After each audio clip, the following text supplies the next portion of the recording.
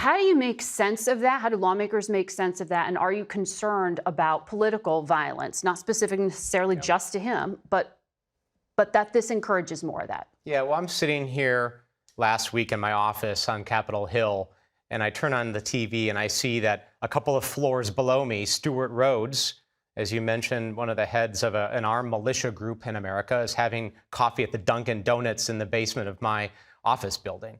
So, of course, I felt uncomfortable about that, as did most of my colleagues.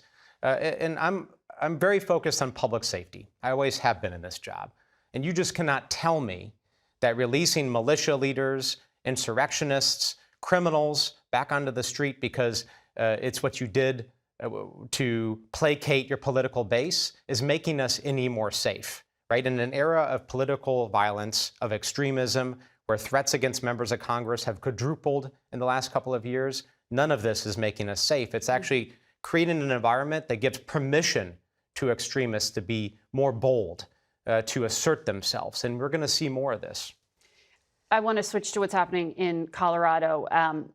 Aurora, Colorado is in your district. That is a location that President and candidate Trump talked quite a lot about, specifically as an example of immigration run amok. He talks about this migrant Venezuelan gang, TDA, taking over parts of your city, something local officials have pushed back on, certainly. They were designated as a terrorist group by President Trump, or he started the process to designate them. What does that do for the people of Aurora?